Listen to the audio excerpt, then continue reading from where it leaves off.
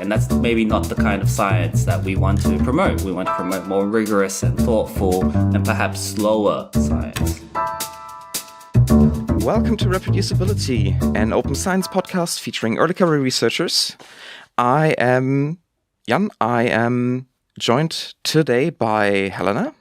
Hi everybody, I'm Helena. I'm a postdoc at the German Center for Neurodegenerative Diseases. And before I was also helping with the reproducibility chapter in Cambridge. And Will. Hi, I'm Will, currently postdoc at the University of Chicago. I want to acknowledge that I reside and work on the unceded lands of the Kickapoo, Peoria, Miami, and Potawatomi nations, and would like to thank them for their custodianship.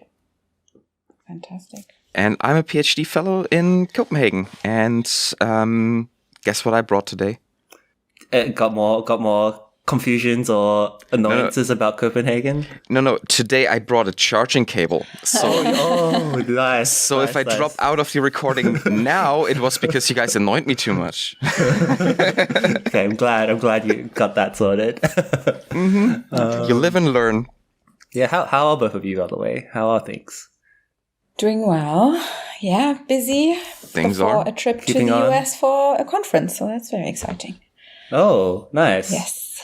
And you, Jan? I'm having a trip to Hamburg soon for a conference. Oh, everyone's it's conference season. I'm doing a trip to another conference soon too. So Where to? yeah, Where are you going?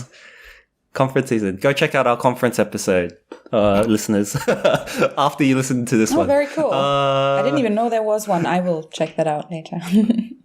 Yeah, nice. You have not listened to every single episode, Helena? I have not. I'm very sorry. Even though I am now on one and before. Yeah. A lot of material to catch up Yes. on. Where are you going, Will? You didn't say. Oh yeah, Florida. The we should do another episode on conferences soon. This conference is the same, it's annually in the same place, which like I get it, makes sense. You can have long-term deals with a venue, blah blah blah blah. It's cheaper, it's familiar. But oh my gosh, it's in Florida. Yeah, I was briefly afraid you were about to say we should make an episode about Florida, and I'm not prepared for that. Yeah, I don't know. I think I like the conferences that move around, just because I think that's a little bit more inclusive. Yeah. OHBM is fantastic when it comes to that. It's really great. Mm-hmm. We'll be in Korea next year, so. Oh, nice. Cool. I've always wanted to visit there. Well, now you can. So before this actually turns into another episode about conferences, we have another thing planned today. Today we have a little double feature episode. Our main course is going to be extra beefy, I guess, because we're talking about two papers onto a broader topic about research assessment. I think, Will, you recommended the first one. Would you kind of start? Do you want to start talking about it? Yeah, it's so I came across this paper and thought it spoke directly to me, which was a very funny feeling. So it's the preprint is actually in response to two other articles. So to set the sort of context and the scene, I think in Germany, I think as a result of maybe the German Psychology Society meeting, they agreed on setting some research evaluations. So how to assess certain metrics for things to in like hiring and promotion in psychology. And so they are based off something called the Declaration on Research Assessment. I think the website is https://sfdora.org. So that they wrote a commentary about how they're going to do that. And then this preprint that I want everyone to read is called Responsible Research Assessment Should Prioritize Theory Development and Testing Over Ticking Open Science Boxes.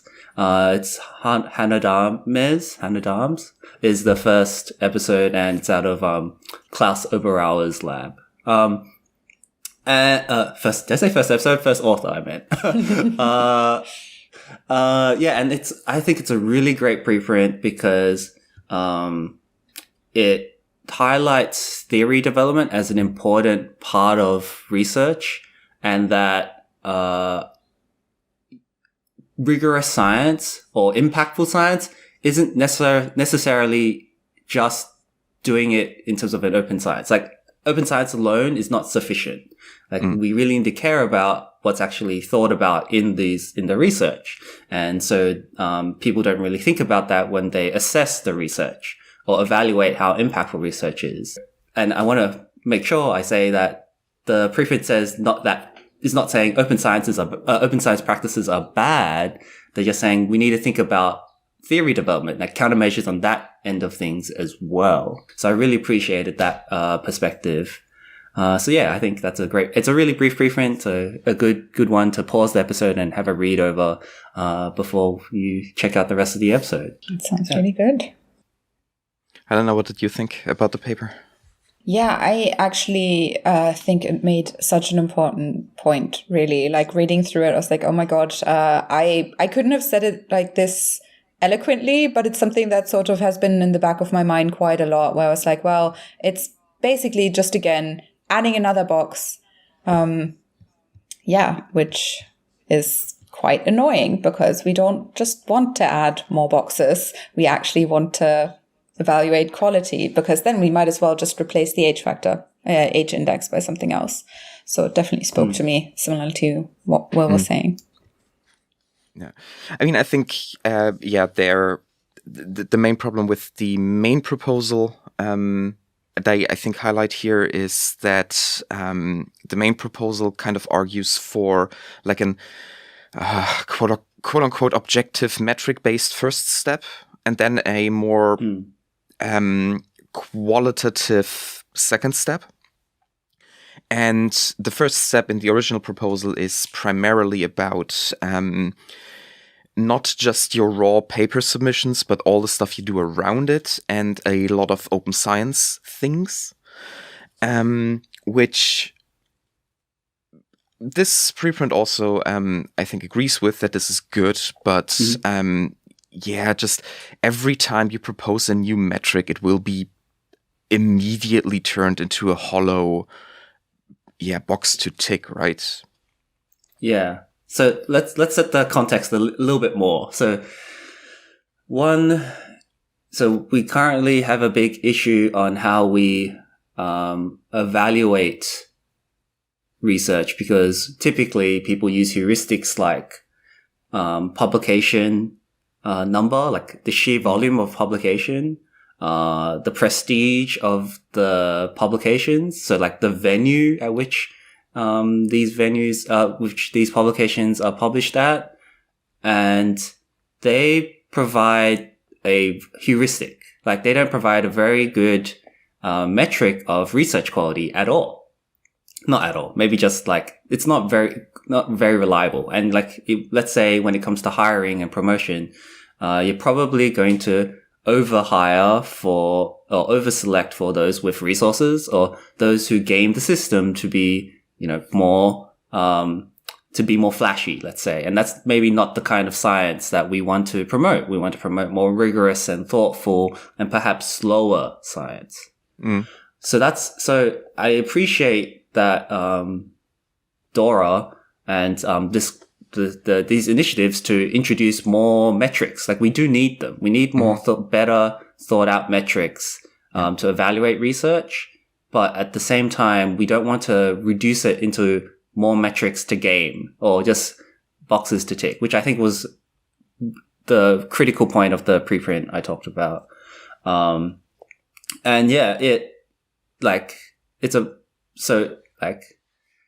It's one part of the solution, but we need more we need a lot of things. We need more diverse, metrics and solutions, and so I think that's good. So not knocking the initiative, just it needs refining. Yes, and I think especially the idea of looking at prioritizing theory development and testing is a very novel approach in the context of quality markers of your work. I mean, the talk about that we are not really we are in a replication crisis, but the reason for this is not just because we are fraudulent or doing malpractice, but part of the problem lies deeper in that we are really bad at developing theory, right? That we are not, as Anna Scheel wrote in one of her papers, we are not even wrong. We are so poking in the dark that we cannot even say if we're wrong or not. So the idea that we have to improve theory, that we have to improve how we work with theory, which is so hard. Just, running a random experiment, separating people in two groups and running a t-test is so much easier than like doing really theory testing research. So true. But yeah, it's very refreshing to see this at least proposed as something that you actually gain something back from, aside the warm feeling of having done something for the community, right? Yeah. Yeah.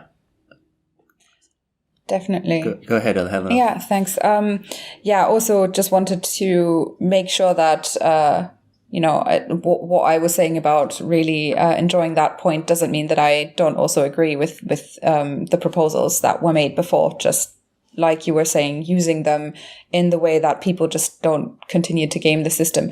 But yeah, when it comes to theory development, my opinion is pretty much the same as yours. Although one point does come to my mind when, the whole gaming the system thing is, of course, always a concern in any system where people have to beat out others to get ahead. And so in terms of, sort of what do we say kind of helps with theory development? Will it be a paper that a person published and was like, I'll propose theory X? Or is it a computational framework for something? Where do we say, okay, that's a valuable theoretical contribution and not, this is a minor change to an already existing theory that then somebody is like, oh no, but this one thing I'm changing. And so I'm going to call it another theory, which is now my theory. Because looking back at some of working memory and long-term memory research, sometimes it does feel like people sort of have been doing that every now and then. So that just came to my mind, thinking about my field. The old joke that a theory is like a toothbrush, right? Everybody uses their own. Exactly. Yeah. Yeah, so I'm going to go on a longer rant, I guess. Yeah, totally agree. And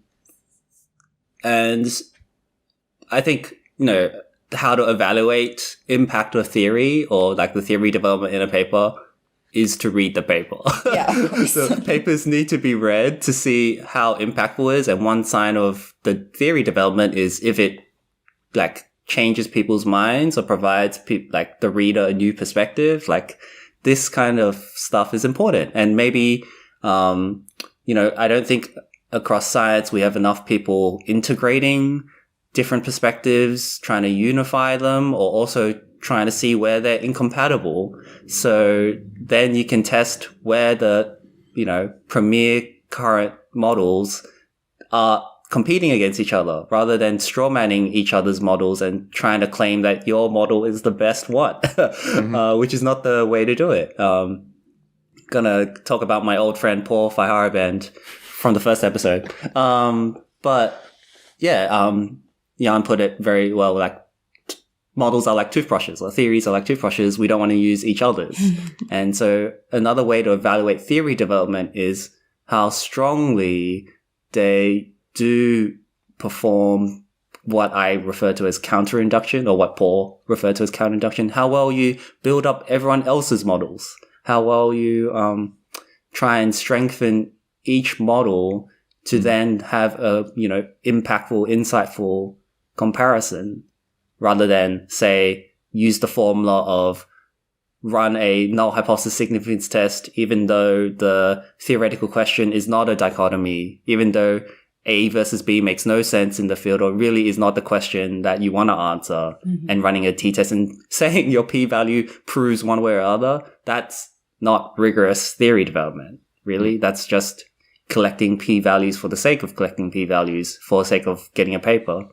Maybe the empirical phenomena is interesting, but it's more impactful if you frame the empirical phenomena in terms of a theoretical framework so that people understand why this empirical phenomenon is interesting or whether it's valuable. So yeah, I've been thinking about this a lot, and I've been working on this myself. Like, for example, I wrote a recent paper, a preprint, trying to provide what I called a theory map, which is in the preprint I was saying, hey, like, we're all kind of talking past each other, and we're recycling the old debates that isn't really getting us anywhere. Like, let's try and create a unified map, like a map so we can say, we are here, or this is what I'm talking about. And then going on from there, but we'll see. That's I don't really know. cool. I'm also working on this intersection with human-computer interaction. We are, I think we kind of see ourselves as more or less an applied science, but we have a lot of research, design practice as well. So we really run the gambit from almost basic research all the way down to industrial implementation of things. And it is a huge issue between information just really not flowing, because people work with theory so badly. You oftentimes, when some theory is proposed, you try to implement it in practice and you end up not knowing what you're actually doing, because there's such a wide range of interpretations you could lie onto it.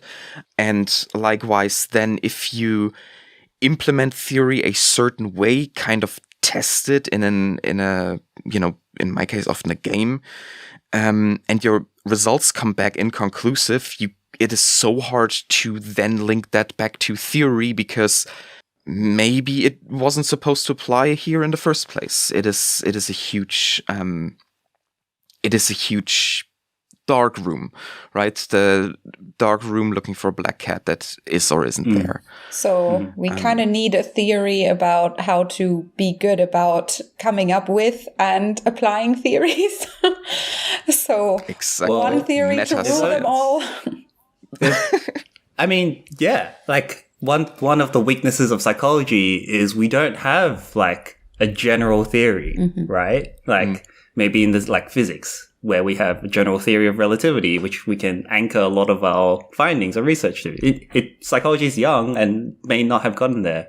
But then in storytelling, you have the one hero with 1,000 faces and see where that got us, right?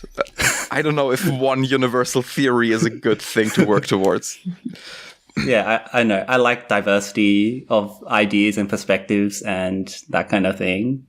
But I think it's important for maybe let's say our early career audience to know that people are working on that. I provided a reading list for Reproducibly exactly on theory in psychological sciences, which you should also go read and check out. Always be plugging. People got to know. People got to know what the resources are so they can go out and find them. Absolutely, it's going to be linked down below. I just want to highlight a couple papers from that list. So the first paper in that list is by Eiko Fried, who's been doing a lot of work encouraging theory development, and that paper explains exactly what models and theory, like what formal models and what theories are, and how they're different and how they're linked together, and so on and so forth. And it's actually a paper that's starts like a special issue exactly on theory development. So it's a good gateway into trying to like find resources that you need about this stuff. And the last one I want to plug is Denny Borsboom and some other authors maybe, who created something called a theory construction methodology, TCM. And it's like a 5-step process, which I can't remember off the top of my head. But the point is that you try and find connections from phenomena to theory to data, back to theory, back to phenomena. So there's like a cycle and like a connected integrating framework that you work within to make sure for example, your experimental design is based on a theory, and to make sure your data, allows you to make an inference about said theories, and so on and so forth. So yeah, people are working on it. Maybe we'll reach, we'll be out of the dark ages of psychology soon if all of us start thinking about this a little bit more. Yes. Baroque psychology. Looking forward to that. And we have Renaissance. We have another paper talking about the validity of how to, look at the validity of empirical research, which is our second main topic today. Yeah. Helena, do you want to introduce the paper? Yes, absolutely. So this is a paper that, now this is I'm going to feel incredibly sorry about possibly butchering the last name. Because so Schiavone, I'm not sure. Sarah Schiavone? Yeah, I think it's Sarah Schiavone. Schiavone, okay. Yes. Well, feel free to either edit this or, have me look like I obviously don't know what I'm talking about when it comes to pronouncing people's last names. That was already a theme from the last podcast episode as well. The defense is, you've only ever seen the names written, so how could you possibly know? Yes, that is true. Well, in any case, I thought this was a really neat idea, and I really liked the way they went about it as well. And the paper is called A Consensus-Based Tool for Evaluating Threats to the Validity of Empirical Research. So the idea here is that, if we're lucky as scientists, at some point, people will start to send us papers to review. And peer reviewing obviously is an integral part of being a scientist and contributing to the advancement of science. But also, in a way, you just have so much responsibility that was given to you in that moment. And your judgment really has to be sound. And in one way that this tool might be helpful is to think about, when you are reviewing a paper, what is it ultimately that we want to get out of research? And what is it that is really necessary when it comes to saying whether a paper is worth publishing? And so they were saying, there have been checklists that other journals have implemented so far, BMJ and there's the strobe checklist and all that. And those are really good and have definitely led to some improvements, but they don't directly evaluate the validity of the research. So the methods, the design, the analyses, and the inferences drawn.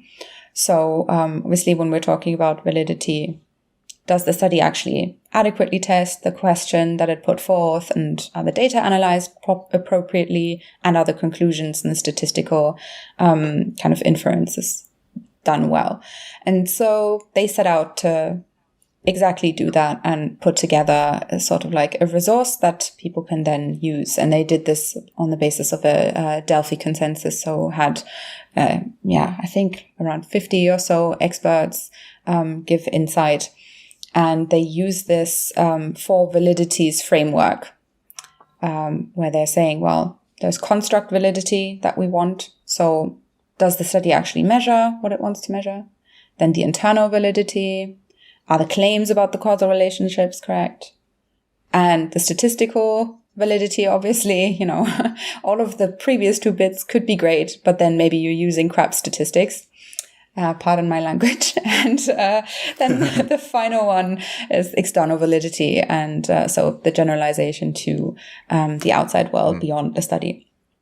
And so they come up with this C-boat little tool that you can use right now if you wanted to. It's very easy to just type in cboat in your browser.io and you can already get going. It leads you through the whole thing very smoothly.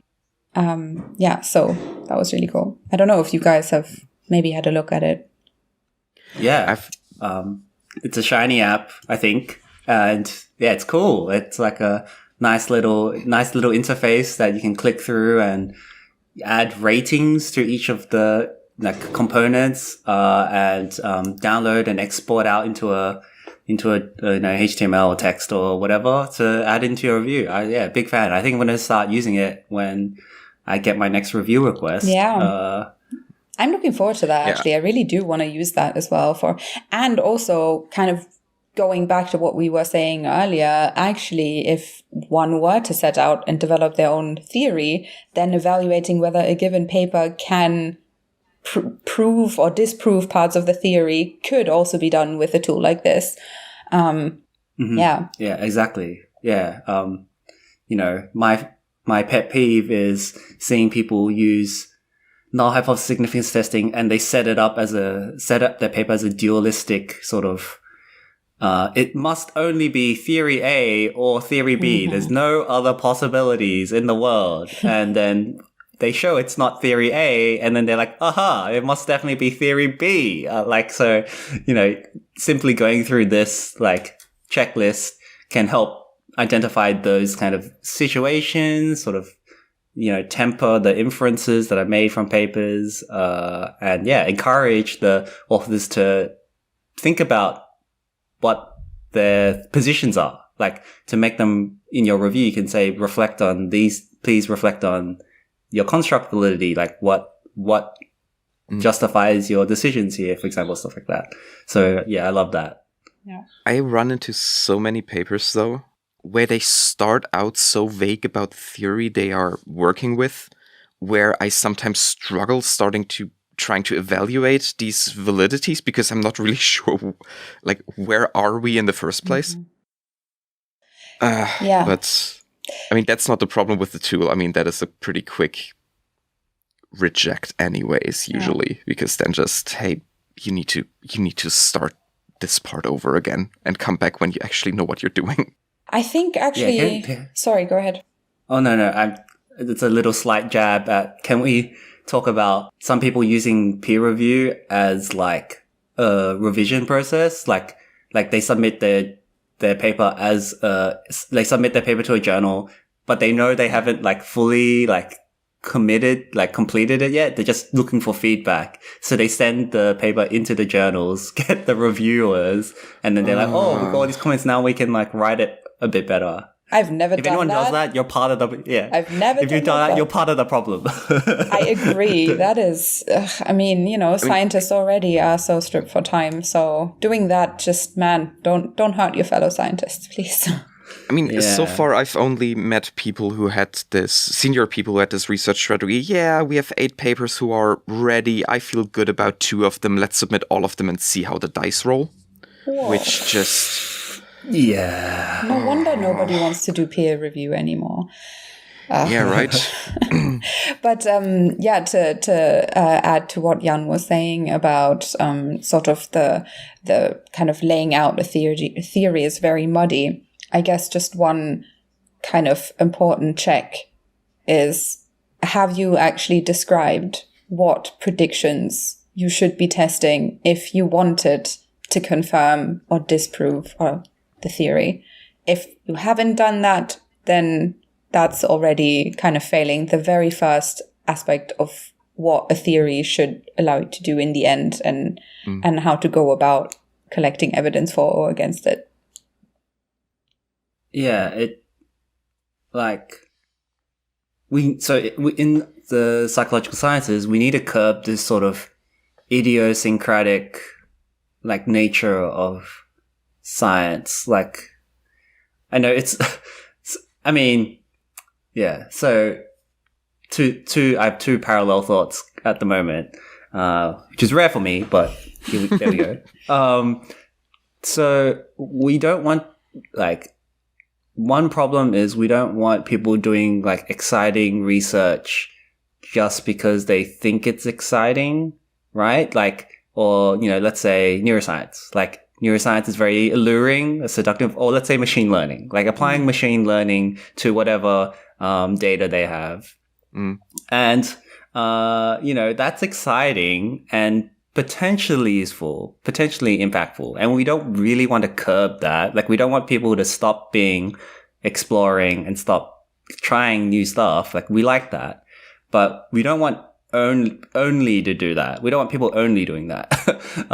So we want to curb sort of people collecting these sort of empirical values without having a core understanding, without a core theoretical framework that binds them, or that provides a context or a perspective to what they're doing. Otherwise, we end up with just a collection of p-values in all of our scientific journals. Yeah. Some of which may not even replicate. And I mean, even a lot of exploratory work, in the end, if you do not tie it back properly to a bigger framework, it is impossible to find for other people to then use your exploratory findings to, hone in on an effect you might have proposed, right? I mean, I do a lot of qualitative work, close to qualitative work. I think uppercase Q qualitative people would disagree that my work is truly qualitative, but a lot of this exploratory, asking people what they think. And if I just collect their random thought, that is not going to help anyone. I have to kind of link this back and say, oh, this could say something about this theory, that we might have this effect wrong. I cannot prove this yet. Well, no, you can never prove it. Sorry. I don't have empirical mass data to show this problem yet, but there might be something here. If you leave this out, yeah, you have some cool quotes from participants, but that doesn't help you. Or, well, it might help you, but might not help the next person. Yeah. I think sometimes this might be very cynical of me, but maybe sometimes scientists need to be reminded, what we really want to achieve is to change people's minds and forge new knowledge in the world. Yeah. We don't, maybe it's not just playing the system, making it to professors because you've done a bunch of papers. It's trying to find out something new or trying to confirm something that you're passionate about, that you've fallen into in terms of your research, trying to really make an impact about what that is, right? Yep. If you go into a paper or an experiment just hoping it's cool, fine, say it is. Say it's I thought I tried this because it's cool. I don't really know what the theory is, but state that in the paper. Don't try to make some grandiose claim about how things are. Think about if you really want to make an impact, if you really want to have let's say, I don't know, I hate this heuristic, but leave your mark on the world, then you should be thinking about what other people are thinking. Therefore, you should be thinking about what theory drives you and your perspective and your research before you do some idiosyncratic thing trying to find something cool, right? I don't know. It just seems really bankrupt not to do that. And if the rules proposed by Dames et al. Get adopted for hiring, you might even get something out of it. Yeah, right. I would kind of like to lead us into our hidden curriculum item for the day, which builds on what we've just discussed: peer review. How to do peer review, because at least talking for myself, I was never really officially taught how to do it. The closest I've got was to getting essays from other students and being told to do a peer review on it. And then, you mark grammar errors. Yeah, I think no one is really trained on peer review. No. It's assumed that we can critically evaluate all papers that are put in front of us, but maybe not. And that's maybe a little concerning, considering peer review is maybe one of the only countermeasures we have in science, one of the quality control checks. A little sidebar is that maybe our incentive systems aren't so bad, in the sense that if we only had more countermeasures to make sure those incentives were given to the right people, that would be fine. Maybe it's fine to reward high publication volume and high prestigious publications if we had enough countermeasures to make sure those incentives were aligned with the right things. Kind of you don't want people running marathons without guides or things marking out the course, because people will shortcut the course, right? We just need more guards to align the race. Helena, you look like you want to say something. Yeah, actually, just now, as you were both saying this, I was sort of, because, in the notes, it was saying, maybe, how do you do peer review? And so I was sort of, thinking about, obviously, I was also never taught how to do this. The closest thing I came to anything like that was, Elsevier being like, oh, here's our guide to early career researchers on how to peer review. And I was like, oh, well, thanks. At least there's something.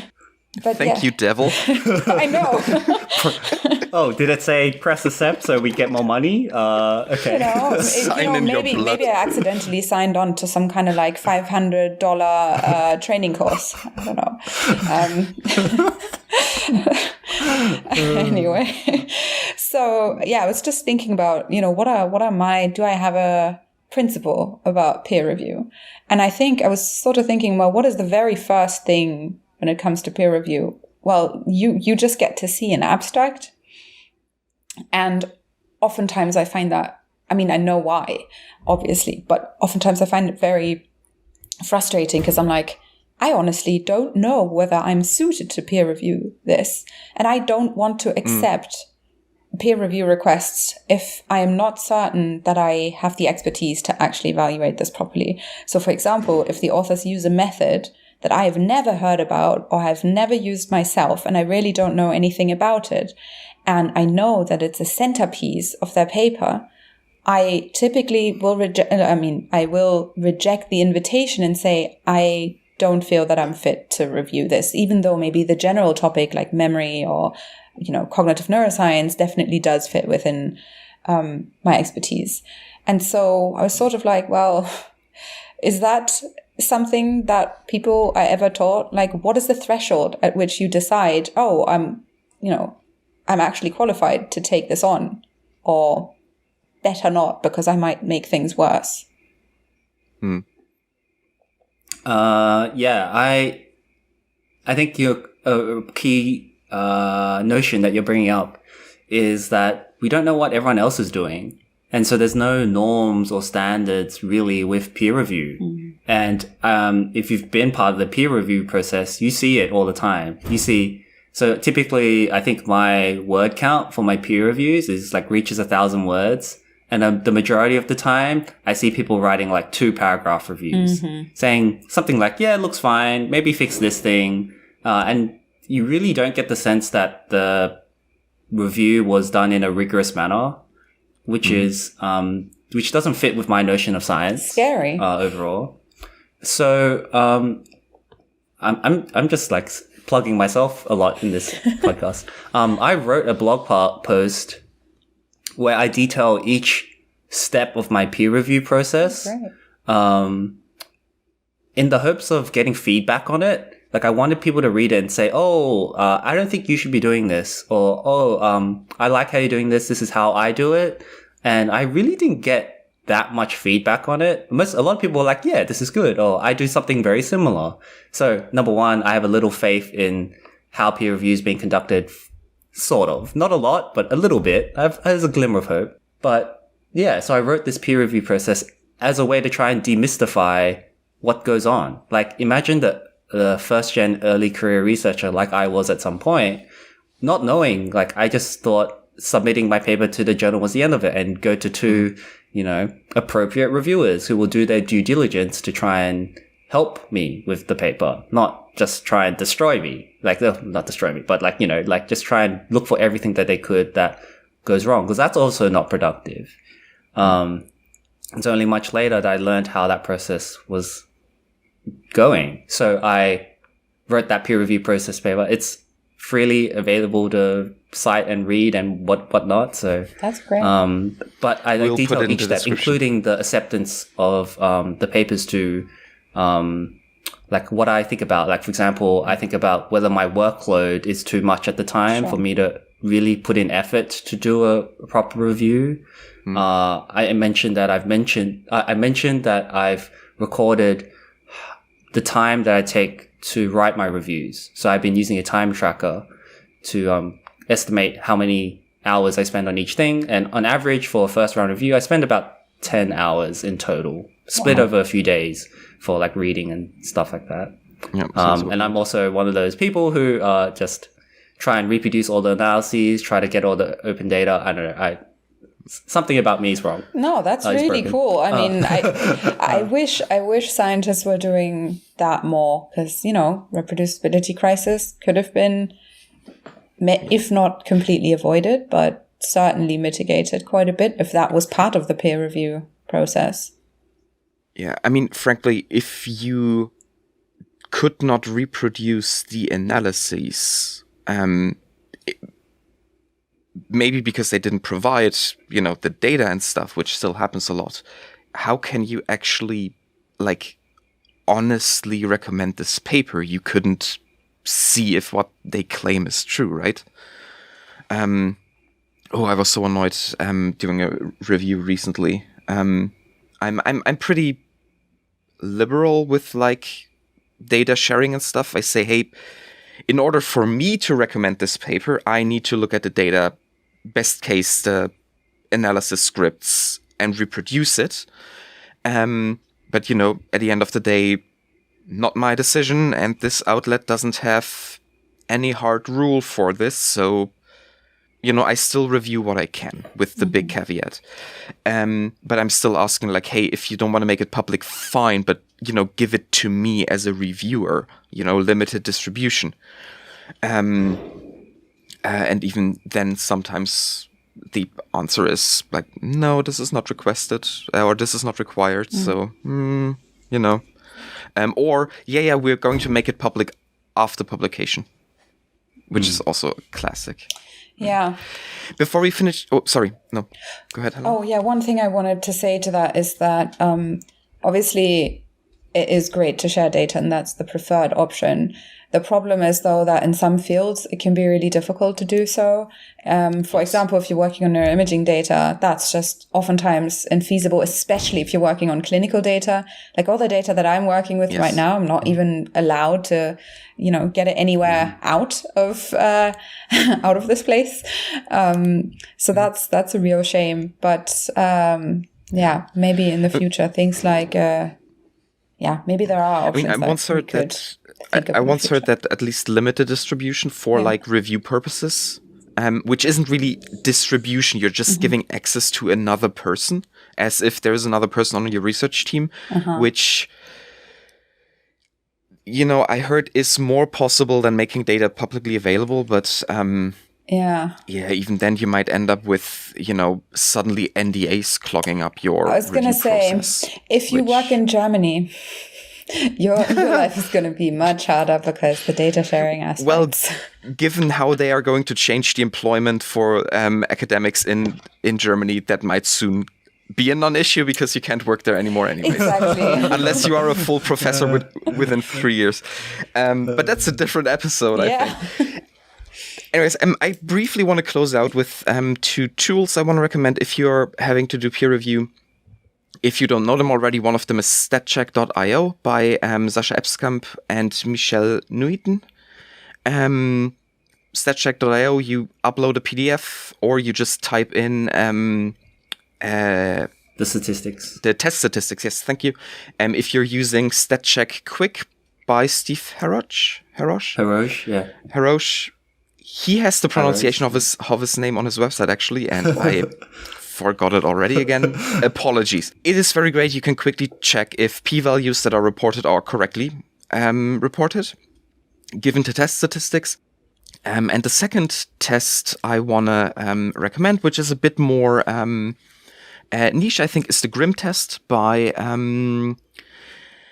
Heathers and Brown, I think. Sounds about right. Let me quickly double check. James Heathers, Nick Brown. Yes, Nick Brown and James Heathers. Yeah. It basically, depending on how many items you have on a scale, only certain mean values are possible, and this test lets you detect if the mean values that are reported are possible, especially in small sample size studies, which is one of those cases that in modern things you rarely find something, but apparently, especially in older papers, you can suddenly see that something just doesn't add up because they reported mean values which are mathematically impossible.